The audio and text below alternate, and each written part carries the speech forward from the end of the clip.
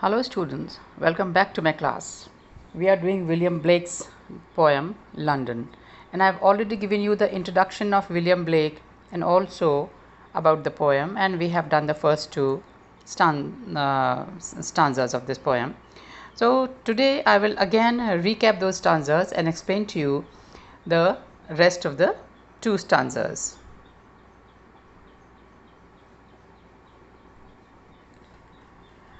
I wander through each charter street, near where charter tamesters flow, and mark in every face I meet marks of weakness, marks of woe.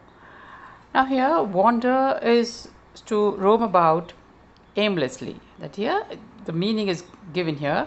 It suggests aimlessness and it reflects the fact that he feels powerless to change anything. And as already explained to you, chartered is controlled, mapped out. It introduces the idea of constraint and restrictions. So he says, and there is repetition of the word chartered twice in this stanza. I wandered through each chartered street, near where chartered Thamessters flow. Thames is the river Thames, on the bank of which London is situated. William Blake is very much concerned about the control and the constraints of human beings, especially the people in power, and he feels very sad about that everywhere there are constraints, there are controls, and even the natural river natural things like river is also controlled. Normally river is a symbol of freedom, but here this river Thames is also mapped out, it is constrained. So even the natural elements of the city are under human control, which he does not like. And marks in every face I meet, marks of weakness, marks of woe. Now again here marks and marks. And marks, thrice this word is repeated. So he says that marks, I mark. Mark, the meaning of mark has three meanings. In the first mark, the one marked in red, the mark in every face I meet. Mark over here means I notice, that I recognized or I noticed everything. Mark in every face I meet, marks of weakness. Now, marks of weakness over here means the thing which is affected by it. He sees, he notices marks or the scars के उसके निशान, चिन्ह of weakness, and marks of woe. Woe is misery, dukh, despair. He says that wherever I go, now he is a Londoner. Londoner means the person who lives in London. So he is walking every day. It seems that every day he walks through the city streets, and every day he sees the people who are very weak, very despaired, very miserable. So he does not like this idea. Marks because he sees that everywhere there is marks of weakness and marks of woe. So in this there is alliteration also. What is alliteration? Alliteration is the repetition of the consonant sound. Here is weakness and woe, marks and marks. This is also alliteration. There is repetition of marks and marks. Now the second paragraph. In every cry of every man, in every infant's cry of fear, in every voice, in every band, the mind-forged manacles I hear. Now here there is a repetition of every. 4 times this every has been repeated. This emphasizes the feeling of despair, misery, bleakness, and here there is nobody has escaped. Everyone. He is actually mentioning, or he means to say that common people, poor people, common people, not the rulers, not the rich. So here seeing that when he walks through the streets, he doesn't see these rich people because they don't roam around like that. These are common and the poor people whom he sees, that in every one of them. He's feeling so frustrated in saying that everyone, whole of the city is suffering. They are under fear, and then they are under ban. Ban, ban lag ho jata hai, curse or the rule that something has over here we understand ban, कहते हैं ना ban लग गया, इस चीज़ पे ban लग गया, ban is रोक, that you are prohibited to do something. So here the life of the Londoners, the life of the people, it is banned, it is restricted, it is controlled. There is fear in men, and then there is misery. Infants cry. Here is infants cry of fear, that small children, they also cry out of fear. In the next paragraph we'll see why these small children are afraid, because these small children, like he says that even the infants, then men, every voice, here whoever, that we have no freedom to speak. Actually, if you feel that this poem has a background of French Revolution, and Blake was a radical, so he believed in freedom and he actually supported French Revolution. And this poem was written in 1794. At that time, French Revolution had already taken place, and the repercussions of French revolutions were felt in England, in London. So people were suppressed because the British government or the church or the rulers, they did not want the flames of French Revolution to reach England. That is why everything was constrained and controlled. So here he says, the mind forged manacles I hear, that everywhere there is ban, there is constraint, there is control. And mind forged manacles, alliteration, this is again an alliteration. It creates a harsh and fearful tone. Mind forged manacles. You know, forge hota hai. There are two meanings of forge. One is blacksmith का जो भट्टी होती है, that is a forge. And then forge होता है जाली या नकली, जैसे फॉर्ज सिग्नेचर, जब हम सिग्नेचर फॉर्ज कर लेते हैं. सो दैट इज़, तो here he said mind forged manacles we know is हथकड़ी, handcuffs. The problem is that it is not only that you are not only physically bound, but you are also mentally bound.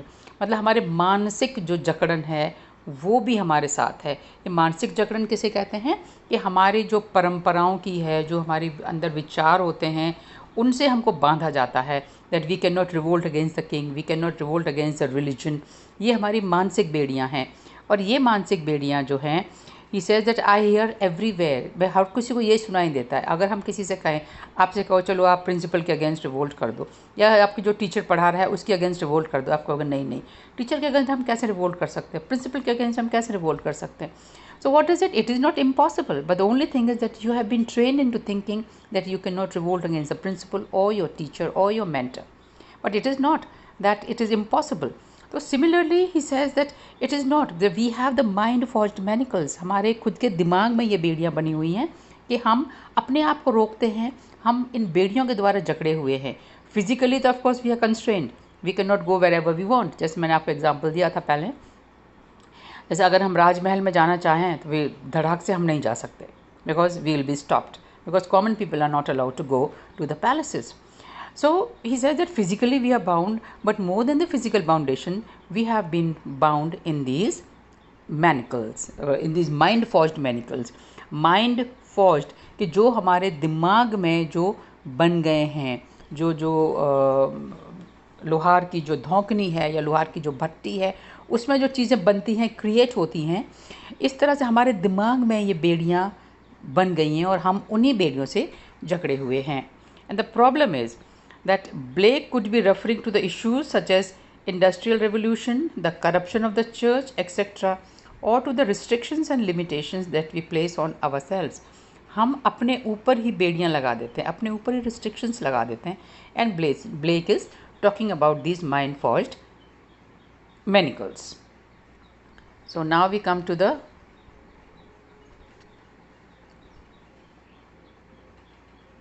third paragraph. How the chimney sweepers cry, every blackening church appalls, and the hapless soldier's sigh runs in blood down palace walls. So he says, now here these are the victims of the society. Blake is referring to these victims of the society. One is the chimney sweeper, and who is responsible for the condition of the chimney sweepers is the church. So he says it's a very emotive image in this stanza. And starting with the image of child labor. Now here in today's time child labor is banned है ना, prohibition. So how the chimney sweepers cry, every blackening church appalls. Now chimney, you remember in England or in cold countries, fire is burned to keep the house warm, and chimney is also situated in the kitchens. अपने रसोई में भी chimney होती है जो धुआं निकलने के लिए होती है. So these chimneys they get congested with soot, SOOT. soot जो होता है धुआं के साथ साथ कुछ उसके एलिमेंट्स भी जाते हैं और आगे जाके जाले से बना देते हैं. अगर आप कभी देखेंगे तो जिस रसोई में चूल्हे वाली जो रसोई होती है, जिसमें चूल्हा जलता है, ऊपर छत पे अगर अपन देखेंगे तो कहीं वो जाले से, जिसमें काला सा जो कालिख जो लटकी हुई होती है, that is soot. And that soot needs to be cleaned if you want smoke not to spread all over your house. So now the chimneys are very narrow spaces. इतनी छोटी होती हैं कि बड़ा आदमी इसमें घुस नहीं सकता है. So these small children, 5 साल के, 6 साल के, और मतलब 5 से 12 साल के बीच के बच्चों को इस्तेमाल किया जाता है उनको सफाई करने के लिए. So he is saying that this is a child labor, and Blake is very much against this child labor because he feels that we are exploiting the children in making them work for us.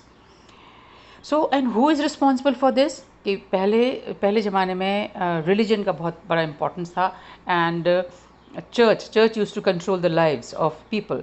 He's saying that the church is not stopping or banning the child labor. So he is saying that this every blackening church appalled, that church has blackened. There are 2 reasons for the blackening of the church. First is pollution. Because of the Industrial Revolution, there are so many chimneys, and then there's so much of smoke that the church has blackened. But this blackening is also figurative.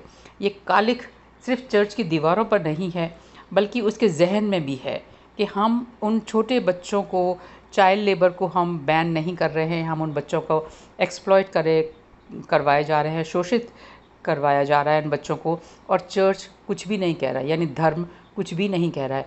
Blake was very much against the churches.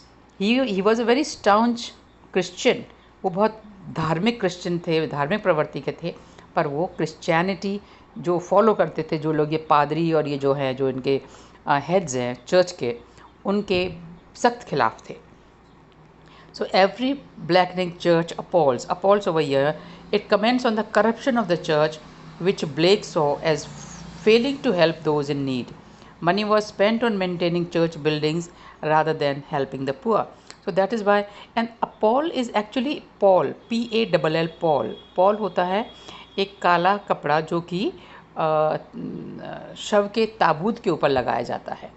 तो एक तरह से ये काला कपड़ा होता है. तो ये यहाँ पर ये कह रहा है कि इट इज़ नॉट ओनली ये जो कालिक है, appalls over here means shocked भी है इसका meaning. appall means shocked, that the church is not shocked into action. The church is not stopping these children from doing the work.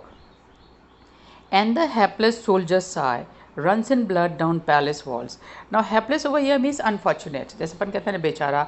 And then the soldiers, what can the soldiers do? If the soldiers are asked to go and fight a war, they will, and the soldiers also die. And why do the soldiers die? क्यों मरते हैं और क्यों युद्ध करना पड़ता है? Just to save the palace, just to save monarchy, just to save the government or the king. Rather, you can say save the nation. So who is being used to save the nation? These are the soldiers. So these soldiers, they actually sigh. They feel so helpless, and they sigh. It runs in blood down palace walls. Now here, runs in blood down palace walls. Now this is a very strong image. Now it also has a figurative meaning. इसका एक दूसरा meaning भी है. एक तो ये है the runs in blood, actually when the soldier is killed or he is shot, he has blood. But this is also the image of destruction or conflict. It could be reference to French Revolution, which was at first a symbol of freedom for the romantics but descended into violence. और दूसरी बात क्या है कि church जो महल की दीवारें हैं वो जो सैनिक हैं उनके खून से रंगी हुई होती हैं। खून से रंगी हुई होता है, it is a figurative speech, it's a metaphor. So इसे खून से रंगी हुई कैसे है? Just to maintain those buildings the blood of thousands of soldiers has been used. कितने सारे सैनिक उन दीवारों को या उस महल की रक्षा के लिए मारे गए हैं। That is why it runs in blood down the palace walls. Palace is another comment on those in power who cause suffering. Innocent people die while those in the palace are protected. राजा कभी नहीं मरता, राजा कभी युद्ध के लिए नहीं जाता है। अब कौन मरता है? सोल्जर्स मरते हैं। So there is a description of child labour, and child labour के लिए किसको रिस्पॉन्सिबल ठहरा रहे हैं Blake? He is making the church responsible. और soldiers have come from the war, and then he's so tired, and maybe he is wounded, and he is sighing. आहें भर रहा है। आहें कब भरते हैं? When you are not very happy. So here there is unhappiness of the child labor, unhappiness of the chimney sweeper, then there is unhappiness of the soldier. So now in the fourth paragraph or stanza, or the last stanza, we'll be taking the last stanza. So here he says, but most through the midnight streets I hear how the youthful harlots curse, blast the newborn infant's tear, and blights with plagues the marriage hearse. Now this is a very strong image, and he says, but most, that he is most worried or most concerned about the young girls, the youthful harlots. Harlots are prostitutes. So he is most concerned about the young girls who are forced into the profession of prostitution. Now this over here is through midnight streets I hear how the youthful harlots curse. Now youthful harlot. Now these harlots, or you can say these prostitutes, they are very young, they are not old. So it is also it also reflects upon the situation or the condition of England at that time, that these young girls they do not have any source of income, so they are forced into this profession of prostitution. कि उनको लड़कियों को, young लड़कियों को वैश्यवृत्ति की तरफ धकेल दिया जाता है, या फिर वो खुद ही मजबूर होकर उसमें आ जाती हैं. So he says this youthful hers, it seems to be, it's an oxymoron, contrast between innocence of youth and immorality of prostitution. Now oxymoron होता है विरोधाभासी. That youthful harlots, that harlots, prostitutes, youth, they are young girls, they are not old women, they are young girls. The youth is a matter of innocence. हम youth को किससे हम तुलना करते हैं? Innocence, अबूद, innocence से. But here this institution itself, the institution of prostitution, is very immoral. So this is an oxymoron. An oxymoron here, marriage hers, is also an oxymoron. How the youthful harlots curse, and these youthful harlots, these prostitutes, they curse the society, they curse their clients. Actually they feel that they are forced into this profession. कोई भी लड़की अपनी मर्जी से इस profession में नहीं आती है. They are rather forced into it. That is why they curse the society. वो श्राप देती है सोसाइटी को. Blast the newborn infant's tear.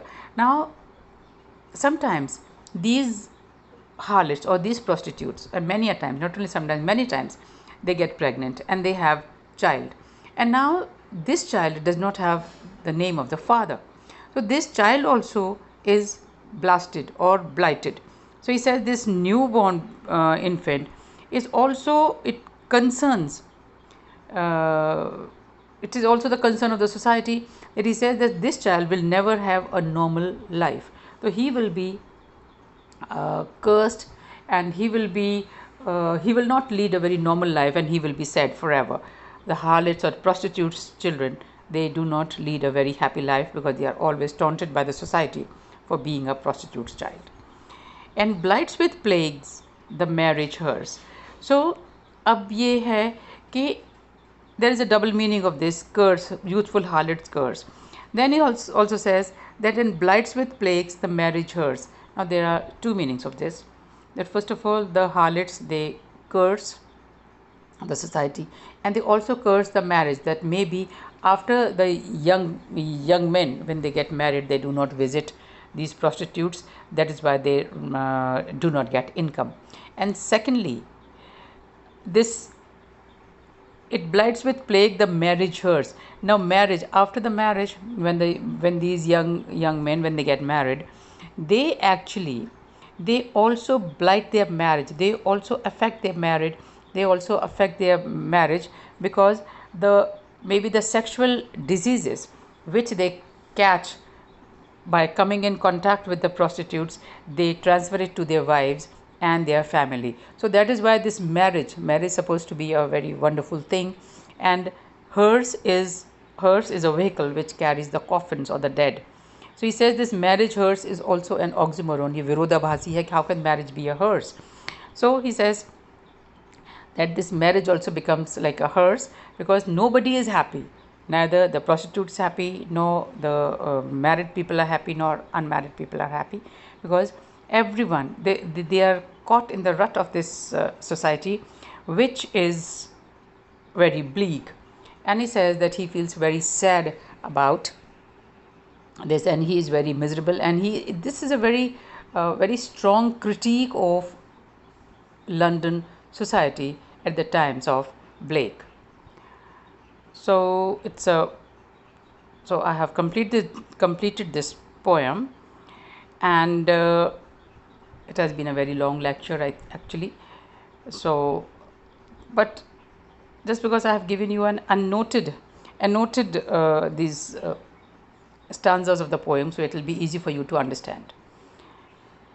This is all for now. Thank you.